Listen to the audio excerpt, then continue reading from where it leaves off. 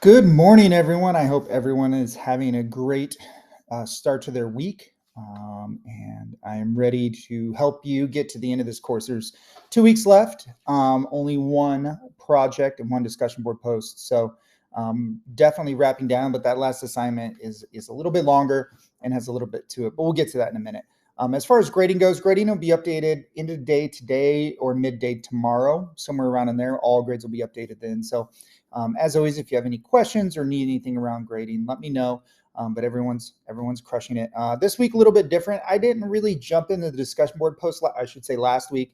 All my feedback this week is going to just be private in your comments on the grade for your discussion post. Normally, I do both. This week, I just wanted to do private comments because there's not really another one. So it's kind of like sort of like a culminating accumulation of comments, I guess, for your discussion board posts. But let's jump into week 7. For what you see and hear depends a good deal on where you are standing. That's from The Magician's Nephew. It's C.S. Lewis. It's one of the Chronicles of Narnia book. I believe it's the first book in the series. And I love that thought, not only for us as teachers, just as human beings, like our perspective of what we see, what we view is really based off what situations and environment we put ourselves in. And really that speaks directly to design thinking. How do we create environments that put our students in good situations to even have great perspective on things? This week is light on tasks because we have one big project left, and we'll get to that in a minute. But we are going to take a few looks at best practices for virtual learning, which we've been doing this whole class. So once again, light on information and tasks, but really just have that big project coming back.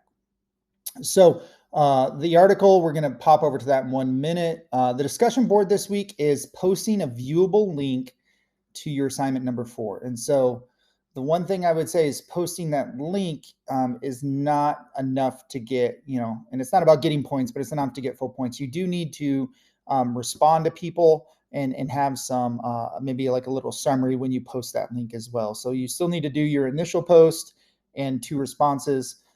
So don't forget, just posting links not enough. Make sure you still do your back and forth there.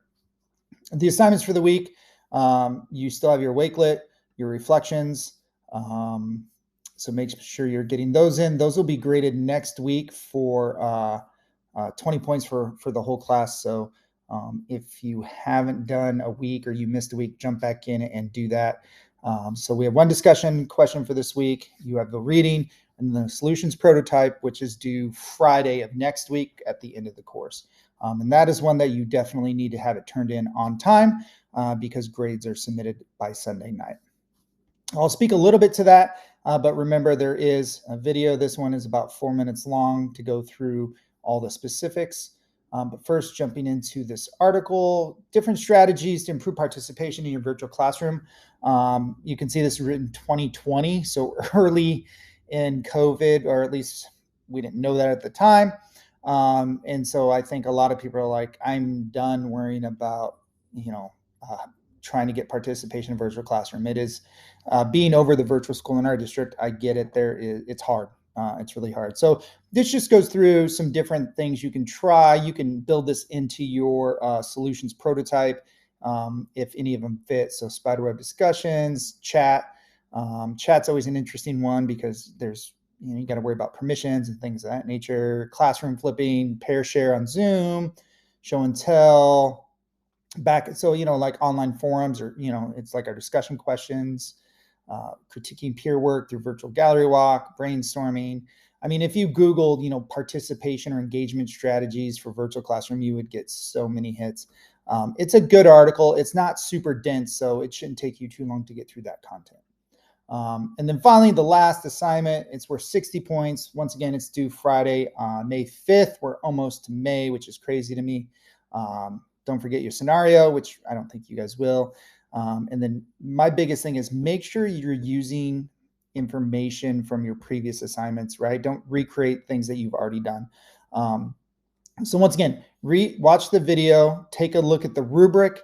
If you have questions after doing that, reach out to me. But the biggest thing is you're going to connect it to your other assignments It's got to be fully online. It's got to be 5 days worth of material using technology, and you need to include at least one formative and one summative assessment. So you can look here and how the rubric breaks down each area. But like I said, after watching the video specifically for that assignment, if you have any questions, reach out to me. As the course is wrapping down, if you need anything, please let me know. And I hope you have a great week 7.